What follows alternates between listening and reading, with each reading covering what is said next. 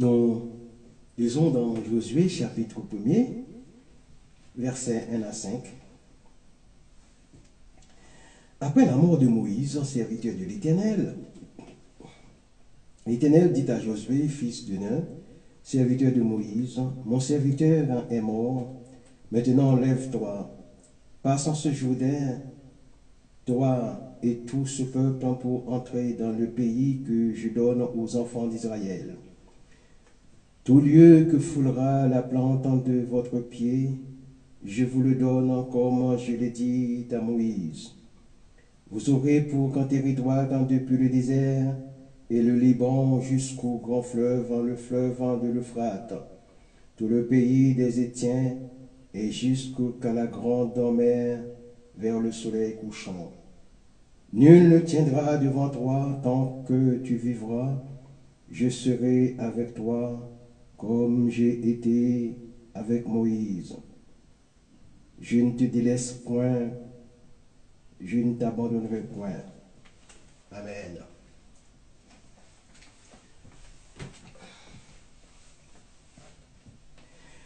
Le livre de Josué est normalement un livre de victoire. Quand les Hébreux quittaient l'Égypte de la servitude après une période de 400 ans, ils n'avaient pas de destination fixe comme s'ils étaient des citoyens qui revenaient d'un pays d'exil. C'était une multitude de gens qui se dirigeaient vers une destination inconnue. Alors, conduits par Moïse, ils ne devaient qu'entrer en terre promise. Bien que le territoire promis ait été déjà habité, il n'en demeure pas moins que ses occupants étaient loin d'être le peuple de Dieu. Dieu ne revient jamais sur ses promesses.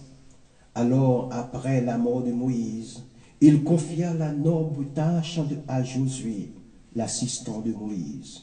Dieu l'a armé spirituellement parlant de tous les outils nécessaires, tant sur le plan militaire que sur le plan spirituel. Josué était né esclave et avait fait l'expérience de la rédemption glorieuse en Israël hors de la maison de servitude. Il avait vécu toutes les expériences du désert. Il s'était assis aux pieds de Moïse et avait conduit les armées d'Israël. Avec Caleb et 10 autres, il avait parcouru en espion la terre promise.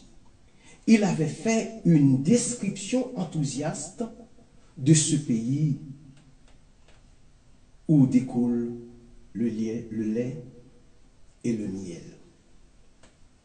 C'est sur les épaules de Josué que le manteau du prophète de Moïse était tombé. Il était maintenant le conducteur d'Israël. Et c'est sur lui que reposait la charge d'introduire le peuple de Dieu dans le repos promis de Canaan. Le livre de Josué occupe une place stratégique dans l'Ancien Testament. Il est le trait d'union entre Israël hors du pays et Israël dans le pays. Il correspond par sa position au livre des Actes des Apôtres et spirituellement parlant à l'épître aux Éphésiens. Dans le livre du Deutéronome, Israël avait les espérances du pays de Canaan. En Josué, Israël a pris possession de ce pays. Dans le Deutéronome, Moïse a déployé devant Israël une vision de foi. Dans le livre de Josué, les Israélites ont été conduits dans une aventure de foi. L'Exode d'Égypte pourrait avoir eu lieu aux environs de 1440 avant Jésus-Christ. Il est possible que Hatshepsut, fille de Thutmose Ier, ait été la princesse égyptienne qui adopta Moïse. Suggestion. Elle fut certainement une personnalité assez forte pour défier l'édit du pharaon qui vouait l'enfant Moïse à la mort dans le Nil. Thutmose III peut avoir été le pharaon de l'oppression. Ça, c'est au conditionnel. Ce fut l'un des plus grands pharaons bâtisseurs de l'Empire, étendant l'influence de l'Égypte jusqu'à l'Euphrate. Ce faisant, il écrasa les Hittites et les Amoréens, et qui devait faciliter plus tard, humainement parlant, la conquête du pays de Canaan par Josué. Alors, Moïse, le serviteur de Dieu, est mort. Un sentiment d'insuffisance a dû envahir Josué lorsqu'il fut laissé seul pour assumer le fardeau que Moïse avait porté pendant 40 ans. Israël campait sur la rive orientale du Jourdain. Le pays du Canaan, avec ses géants et ses villes fortifiées, s'étendait devant eux.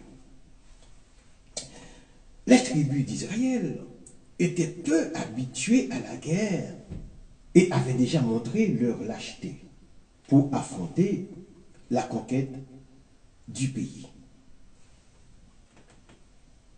Le premier chapitre de Josué raconte comment Dieu, dans sa souveraine grâce, parla personnellement à Josué pour l'encourager. Il attira l'attention de Josué sur la parole écrite. Le fait de la présence divine et la certitude de la promesse divine, Josué, fortifié et encouragé, crut Dieu. Maintenant, une autre personnalité entre en scène. Elle s'appelle Rahab, la prostituée. 2 espions furent envoyés à Jéricho, la grande forteresse cananéenne, qu'il fallait soumettre en premier lieu pour que l'invasion ait la moindre chance de succès. Israël doit à nouveau calculer la dépense pour posséder l'héritage. Trouvant abri dans la maison d'une prostituée, les 2 espions comprirent que Jéricho était déjà comme un fruit mûr entre leurs mains. La terreur de Dieu était tombée sur le peuple et Rahab elle-même était plus qu'à moitié une croyante au Dieu d'Israël. Elle fut épargnée lorsque Jéricho tomba à cause de sa bonté envers les espions et à cause de sa foi. Plus tard, cette prostituée du nom Rahab se maria dans une famille de Juda. Elle devenait ainsi, par la grâce de Dieu, une ancêtre du roi David et du Seigneur Jésus. Traversant le Jourdain par la foi, Israël fit le premier pas vers la victoire dans le pays. La rivière du Jourdain parle symboliquement de mort. Prenant sa source dans les hautes montagnes du nord du pays du Canaan, cette rivière qui descend précipitamment est appelée la descente. Elle s'engloutit enfin dans les eaux de la mer morte qui est sans issue. La traversée du Jourdain symbolise l'identification du croyant avec la mort, l'ensevelissement et la résurrection du Christ. Sans cette traversée, il ne pouvait y avoir ni conquête du pays du Canaan pour Israël, ni possession de l'héritage en Christ pour le croyant. Pour le croyant d'aujourd'hui, nous sommes maintenant à Gilgal. C'est là que les pierres monumentales furent dressées au moment de la traversée du Jourdain, pour rappeler cette traversée aux générations futures. Les expériences du désert étaient terminées et la manne ne tombait plus. Mais en remplacement, Israël aurait à savourer le vieux blé du pays, le rite de la circoncision tristement négligé pendant des années, fut rétabli car il était le signe de relation d'alliance entre l'Éternel et Israël. Pour nous, il parle du dépouillement du corps de la chair, cité en Colossiens chapitre 2, verset 11, qui est une expérience vitale si nous désirons remporter des victoires pour Dieu. Par ces actes délibérés de foi, le pays fut ainsi revendiqué et la victoire assurée. Josué devint un véritable chef de guerre capable d'élaborer des plans de combat.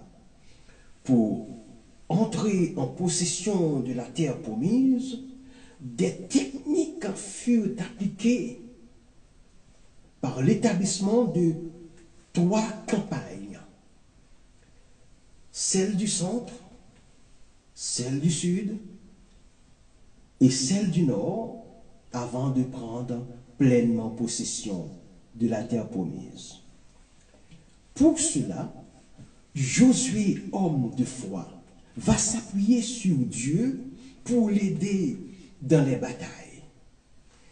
Selon Josué chapitre 10, versets 11 et 12, il ne devait pas remettre à demain une bataille qu'il était en train de gagner. Remettre à demain ce que nous pouvons accomplir aujourd'hui peut parfois être une erreur. Par la foi, Josué ordonna au soleil de s'arrêter en plein jour sur Gabon et à la lune de s'arrêter sur la vallée d'Ajalon, et ce afin de continuer la bataille. Quels sont les processus de ce miracle? Dieu est intervenu en modifiant la loi naturelle de l'univers. Lors du combat, les Amoréens, lors du combat contre les Amoréens, à la demande de Josué, l'Éternel arrêta le soleil et la lune c'est pas une journée, un jour entier. Parce que une journée, c'est 12 heures, un jour, c'est 24 heures. Un jour entier jusqu'à ce que les ennemis aient été vaincus. En même temps, 2 grosses pierres de grêle tombèrent du ciel avant même que Josué en fît la demande à l'Éternel. Diverses explications de ce miracle ont été données. Puisque la grêle a véritablement consisté en pierre, on pourrait penser à une catastrophe cosmique ayant provoqué un ralentissement ou un changement dans la rotation de la Terre. Il en serait résulté un jour pendant lequel le soleil aurait brillé plus longtemps que d'habitude, alors que l'autre moitié de la Terre restait plongé dans la nuit. Donc, l'accent est plutôt mis sur la rotation de la Terre par rapport au Soleil. Ce jour-là, les morceaux de pierre tombés du ciel avaient éliminé plus d'adversaires d'Israël que dans le combat par l'épée. En ce qui concerne ce miracle, les recherches scientifiques ont démontré un retard de 24 heures dans le fonctionnement du temps. Or, bien sûr, je ne connais pas la formule de ce calcul informatique. Ce retard est dû aux événements miraculeux concernant d'abord l'ombre des degrés d'Ézéchias dans 2 Rois chapitre 20 verset 10 et de celui de Josué au chapitre 10 verset 12 de son livre. Je cite. Maintenant, le livre du roi d'abord. L'ombre avancera-t-elle de 10 degrés? Ézéchias répondit, c'est peu de choses que l'ombre avance de 10 degrés, mais plutôt qu'elle recule de 10 degrés. Alors Ésaïe, le prophète, invoqua l'Éternel qui fit reculer l'ombre de 10 degrés sur les degrés d'Akaz, où elle était descendue. Fin de citation. Le recul de l'ombre sur ces 10 degrés correspondait avec une précision déconcertante à un laps de temps de 40 minutes, selon les indications fournies par le cerveau électronique. Il leur fallait obligatoirement incorporer 24 heures supplémentaires au calendrier de l'univers. Or, ce mystère était maintenant élucidé. Ces heures manquantes coïncidaient exactement avec les 23h20 d'arrêt du soleil du vivant de Josué, additionnées aux 40 minutes du recul de l'ombre sur les degrés d'Akaz, du vivant d'Ézéchias, et j'en passe. L'Éternel devait enlever tout obstacle qui empêcherait son peuple de conquérir la terre promise. Et il le fera encore aujourd'hui pour ceux qui croient en son unique Fils, Jésus.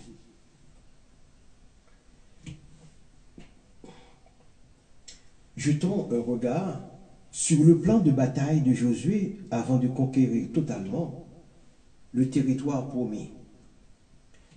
Sa feuille de route comprenait 3 campagnes qui sont celle du centre, celle du sud et celle du nord. La première campagne, celle du centre. En quoi consistait-elle? Elle consistait donc à gagner le centre de la Palestine en attaquant Jéricho et Haï. Josué enfonça un coin au cœur du pays de Canaan, rendant impossible la jonction des puissantes coalitions du nord et du sud. La foi, le courage et l'obéissance furent les secrets de la victoire. Jéricho tomba rapidement quand Israël obéit à Dieu. Mais la conquête d'Haï fut empêchée par le péché dans le camp et par la confiance de Josué en son raisonnement charnel. L'histoire d'Haï montre que la relation entre croyants est vitale et comment le péché d'un seul peut retarder la victoire d'un corps entier du peuple de Dieu. Par-dessus tout, le centre de la Palestine était désormais à la merci des assauts d'Israël. Et les grandes coalitions cananéennes furent vaincues. Après la conquête d'Aï, Josué fit l'une de ses plus graves erreurs. Il s'allia aux Gabonites, oubliant l'injonction du chapitre 1er, verset 8, et l'avertissement du Deutéronome chapitre 7, versets 1 et 2. Les rusés Gabonites trompèrent Josué, les rusés Gabonites trompèrent Josué, et Israël, à cause du manque de prière et de la confiance en soi de Josué. Maintenant, nous abordons la deuxième campagne, celle du Sud. Après s'être allié avec le Gabon, les Israélites se retirèrent à Gilgal pour y recevoir aussitôt un appel urgent de leurs nouveaux alliés.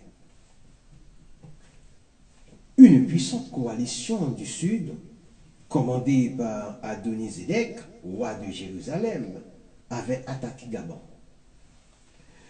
Une marche forcée depuis Gilgal amenait Josué et son armée sur les lieux. Leurs ennemis furent écrasés, dispersés et éliminés un par un.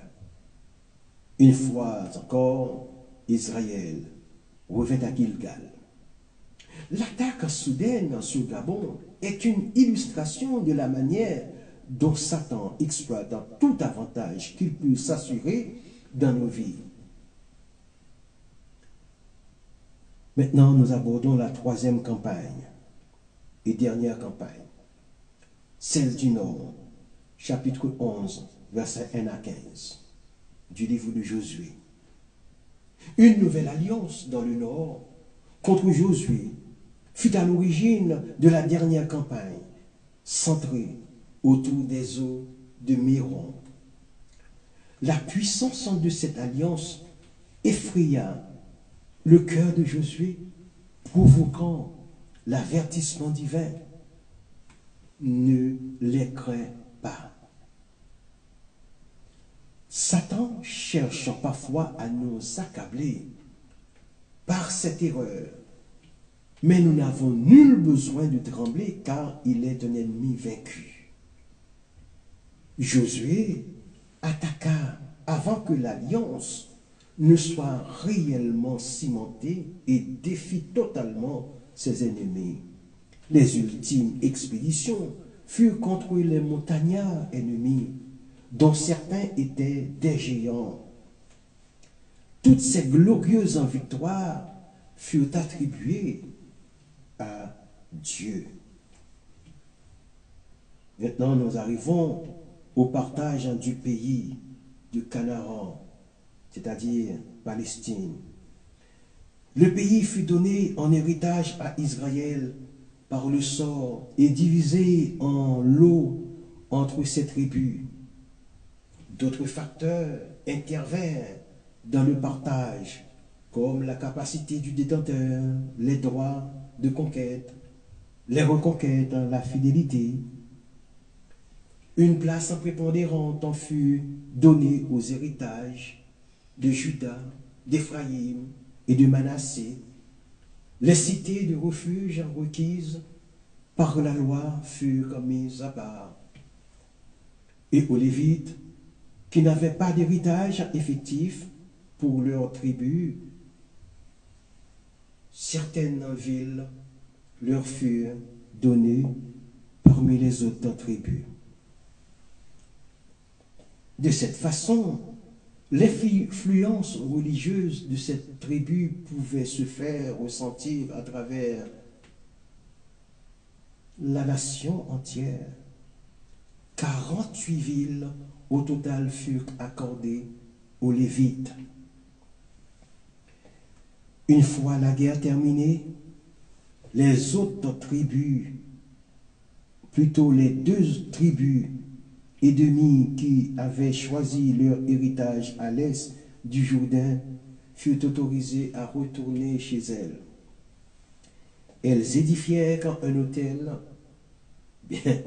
qui faillit amener une guerre civile jusqu'à ce qu'elle ait expliqué hâtivement que, dans leur intention, ils marquaient leur solidarité avec les autres tribus. Les dernières paroles de Josué au chapitre 24 sont très significatives quand on considère le manquement qui suivait et qui sont rapportés dans le livre de Juges. Cher ami, l'écriture est formelle. Aucune guerre n'est appelée une guerre sainte sans que le Seigneur, quand l'Éternel Dieu, ne soit intervenu. Dieu a confirmé que la guerre d'Aï était légitime par ce qui suit. Sans aucune main d'homme, une pluie de grêle en pierre tomba sur l'ennemi de son peuple. Il est à rappeler que la tombée de ces pierres venant du ciel a éliminé plus de gens que n'a fait l'armée de Josué, selon le chapitre 10, verset 11. Pour nous autres croyants du XXIe siècle, qui ne sommes ni des généraux, ni des soldats engagés, quelles sont nos armes offensives et défensives en tant que soldats du Christ? C'est l'épître aux Hébreux, c'est l'épître aux Éphésiens qui nous les montre par un ordre de l'apôtre Paul pour nous rappeler les paroles d'encouragement de Josué. Dans Josué chapitre 1er, versets 6 et 7, 9, 18, nous lisons cette phrase, « Fortifie-toi et prends courage ». Ici, nous avons une exhortation semblable, suivie des mots « dans le Seigneur ». Nul ne tiendra devant toi tant que tu vivras, selon Josué 1, verset 5. Notre capitaine est plus grand que Josué en lui, et par sa puissance, notre victoire est assurée.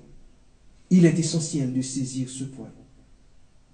Nous ne pourrons jamais triompher par nos propres forces, nos ressources personnelles, nos capacités, etc. Mais avec notre Seigneur et capitaine, nous ne serons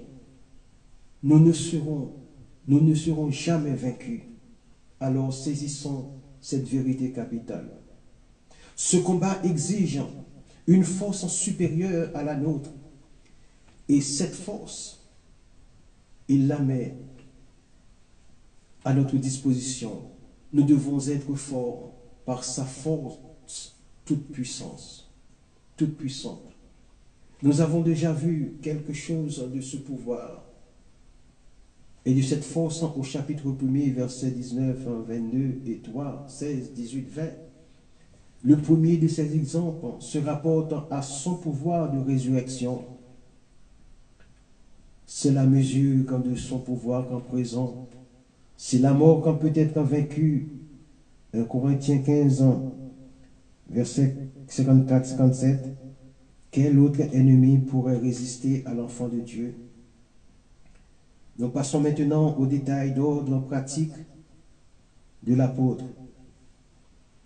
Aux Éphésiens chapitre 6, verset 11. Il nous exhorte à revêtir comme toute l'armure de Dieu. Si nous devons nous en revêtir, c'est qu'elle peut aussi être enlevée, ce qui nous entraînerait à la défaite. Nous devons mettre toute l'armure. Aucune pièce ne doit être laissée de côté, car l'ennemi cherchera toujours le point faible pour y apporter ses coups. C'est l'armure de Dieu, ainsi que la force divine qui nous rend capables de triompher. On n'insistera jamais assez sur ce fait. Paul dit d'ailleurs, quand je suis faible, c'est alors que je suis fort. Selon 2 Corinthiens chapitre 10, chapitre 2, 12, verset 10. Nous le répétons, il s'agit surtout d'un combat défensif. L'apôtre le souligne en nous rappelant pourquoi nous devons revêtir cette armure. C'est afin de pouvoir tenir en ferme contre l'ennemi. Le Christ a remporté la victoire la plus complète. Il a vaincu et dépouillé notre grand adversaire, selon 1 Jean 3, verset 8. En conséquence, nous sommes appelés à tenir ferme ce qu'il a acquis pour nous. Tout a été conquis. Donc la lutte est défensive, selon Romains chapitre 8, verset 37. Nous sommes en quelque sorte une armée d'occupation. Nous n'avons pas à résister à la puissance du diable parce qu'elle a déjà été brisée. Mais nous avons besoin de cette armure pour déjouer ses ruses. Nous ne devons jamais oublier que notre combat est non collectif, mais individuel et personnel. Nous connaissons nos ennemis. Ce sont les esprits de l'air et ses agents. Pour opérer, ils ont besoin d'une enveloppe humaine, charnelle. Sachons discerner ce qui vient de Dieu et ce qui vient du diable. L'ennemi de nos âmes doit rester bridé et maintenu à terre. Autrement, c'est lui qui nous terrassera. Si tant est qu'il soit un calomniateur, c'est au moyen des accusations justes ou fausses que le plus souvent il attaque, selon Apocalypse chapitre 12, versets 9 à 10. C'est sur cette note de ce verset que je ferme maintenant cet enseignement. Que le Dieu de paix vous fasse miséricorde. Amen. Seigneur, je te remercie pour ta bonté. Bénis cet enseignement dans les cœurs de chacun et de chacune.